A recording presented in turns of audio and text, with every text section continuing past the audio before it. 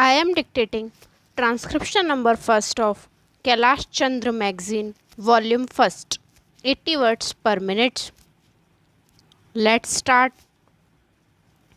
Now, sir, honorable members will recall that the bill was introduced in the House of the People on the 2nd September 1953.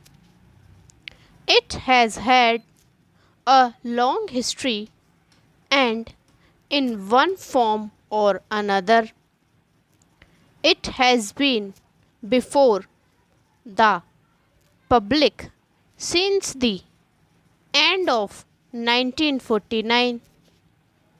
In the statement of objects and reasons, the various stages through which the bill has passed since 1946 have been summarized, and I need not recapitulate on this occasion the circumstances in which the then Government of India took the decision in early 1946 to initiate an inquiry into the reform of our company law.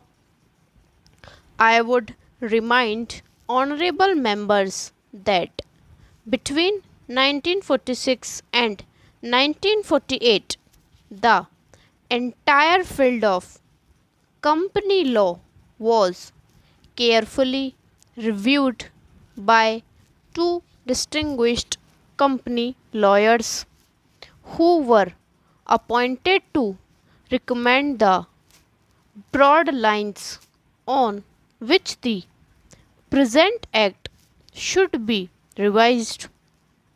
Their recommendations were examined in the then Ministry of Commerce, and certain tentative departmental views which emerged were circulated in a comprehensive memorandum to all recognized trade and industrial associations, bar associations, the high courts, and the state governments that brought us to the end of 1949. Many representations on this memorandum were duly received from chambers of commerce, trade and industrial associations, state governments and the general public.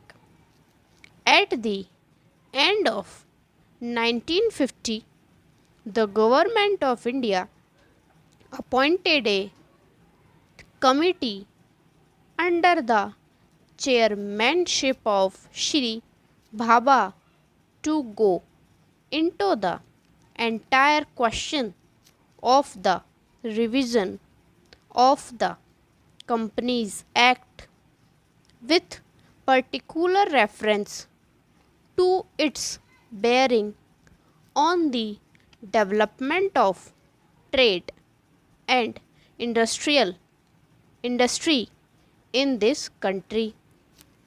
This committee examined a large number of witnesses in many parts of the country and submitted its report in March 1952. This report again was circulated to all state governments, chambers of commerce, trade associations, high court and many other bodies. At the Same time, a special officer was appointed in the Department of Economic Affairs, Ministry of Finance to examine the report. In the light of the views received from the interested public and to submit proposals to government for the revision of the present act, the bill now before the House is based largely on the recommendations of the Company Law Committee, modified in a few particulars. Honorable members will notice that so far as public relations go, the bill has covered adequate ground. In a measure like the Companies Bill, however, which covers the entire field of the operation of joint stock companies, the limits of consultation and discussion can never be exhausted, and I would like to inform honorable members that although the bill was introduced in Parliament over 7 months ago, our officers have been engaged throughout this period in further studies and informal discussions with the interest concerned, and on occasions I have also participated in such discussions. I have also given some further thought to some of the issue arising out of the bill, and I propose at the appropriate stage to bring before the select committee any changes in the provision of the bill which seems to me to be worthy of consideration. In the light of this further examinations, no honorable member will have noticed that the bill contains 6 clauses and 12 schedules. I think it is probably one of the longest legislative measures in recent legislative history, but its size might be regarded as misleading unless I make a few comments. The bill is both, one must remember, a consolidating and amending measure.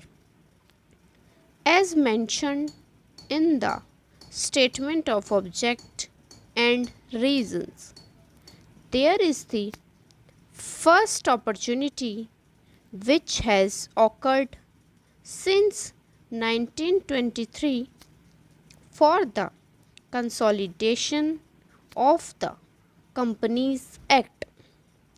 Advantage has been taken of this opportunity to redraft several long and complicated sections in the present act, which have been split up into a large number of clauses.